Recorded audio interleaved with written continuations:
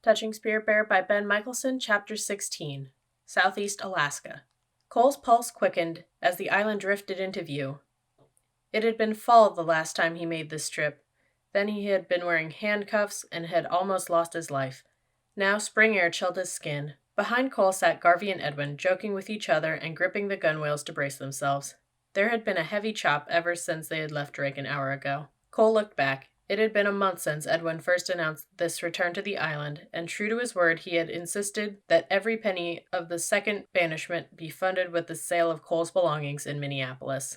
If Cole wasted this chance, nobody else would pay a penny. It had irked Cole, watching his sports gear, including his dirt bike, snowmobile, bicycle, skis, and even his helmet, all sold through a newspaper ad like some junk at a cheap garage sale. He squirmed on the hard aluminum boat seat. The sale no longer bothered him. If he screwed things up now, he could lose much more than a snowmobile. As the skiff circled the point into the bay, Cole felt a rush of excitement. He scanned the thick timber slopes. Low overcast sky made the forest as forbidding as he remembered them. Was the Spirit Bear still out there prowling like a ghost under the thick canopy of spruce trees? The thought of the big animal sent a shudder down Cole's spine. He kept eyeing the trees as the boat approached the shore. "Jump out and keep the bow off the rocks," Edwin ordered. Cole removed his shoes and flung them ashore, then obediently he vaulted over the side into hip-deep water. The icy cold grabbed at his breath and reminded him of his attempt to escape the island. That swim now seemed like a nightmare from another lifetime. He must have been crazy. The wind blowing directly into the small protected bay had churned up a heavy surf, and Cole fought to steady the heavy boat. It was hard not being able to grip strongly with his right hand. Garvey swung himself into the water on the opposite side and helped guide the skiff to shallower water. Then, with Cole struggling to hold the bow, Edwin passed ashore the heavy boxes of basic supplies they had bought to go with the building materials delivered earlier by a larger boat. When the skiff floated empty, Edwin stepped into the water and all three dragged the aluminum boat out of the surf, over the rocks, and well above high tide mark. "Try to swim away in this water and it'll kill you," Edwin warned Cole. "I won't be running away," Cole said, retrieving his shoes. Already his feet were numb from the water. "We'll see, won't we?" Edwin said. "So what do we do first?" Cole asked, looking up toward the tree line at the stack of building materials. "We don't do anything," Garvey said. "Everything is up to you now. Edwin and I stay a few days until you finish building the shelter. Any questions, fine, but you're carrying the ball now. You're going to prove your commitment. Get a fire going first, then set up the tent." The two men headed down the shoreline. Garvey called back, "Have supper ready in 2 hours." Standing alone, Cole eyed the aluminum skiff sitting unguarded. If he wanted to escape, now would be the perfect time. He shook his head. This time he would stay. He began scouring the shoreline for firewood. When the men returned 2 hours later, they found Cole still putting up the tent. "Why isn't supper ready?" Edwin asked. Cole walked to an old plastic cooler and pulled out raw hot dogs. "It is. Here." When he saw the two men scowl, he added, "Just be glad I didn't take the boat while you were gone." "That would have been a real trick," Edwin said. "What do you mean?" Edwin reached in his jacket pocket and pulled out a spark plug.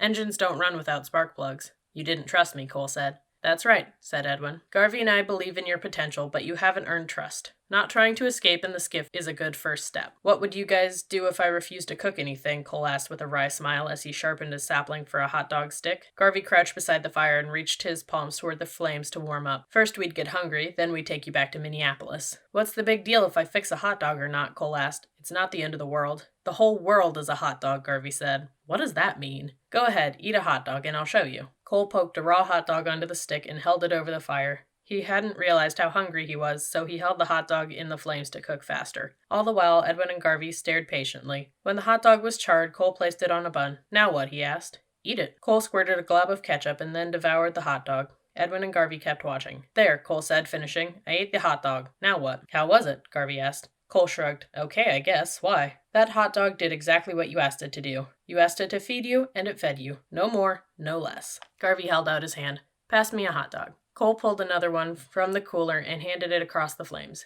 Garvey took the hot dog carefully in his hands and examined it. "This is a fine hot dog," he said. "The finest I've seen all day." Carefully, he slid it onto the stick. He started humming. Soon Edwin hummed along. For 10 minutes they hummed the melody over and over. All the while, Garvey patiently turned the hot dog over the coals, careful not to burn it. Finally, when the hot dog was a glistening, crispy brown, Garvey drew the stick back from the fire. "The song we hummed is a song of friendship," he explained. "What are the words?" Cole asked. "There are no words because each person makes up his own. That's how friendship is." As Garvey spoke, he rummaged through the cooler, pulling out salt and pepper, cheese, a plate, cups, and a tomato. He leaned a bun against a rock near the coals to let it toast lightly. then wrapped it around the hot dog. "You going to eat that thing or play with it all day?" Cole asked. Garvey smiled and kept working. He cut the hot dog into 3 pieces on a plate and lightly shook on salt and pepper. Next, he cut slices of cheese and tomato and put them on top. With a flair, he added a small circle of ketchup to each. Last, he poured 3 glasses of water. He handed one to Cole and one to Edwin. "This is a toast to friendship," he said, raising his glass. After taking a drink, he handed Cole and Edwin each a piece of the hot dog he had prepared. "That's your hot dog," said Cole. "Yes, it is, and I choose to share it," said Garvey. He began eating, savoring each bite. "Eat slowly," he said, raising his cup again to toast. "Here's to the future." After each bite, he raised his cup for a different toast. "Here's to good health. Here's to the sun and the rain. Here's to the earth and the sky."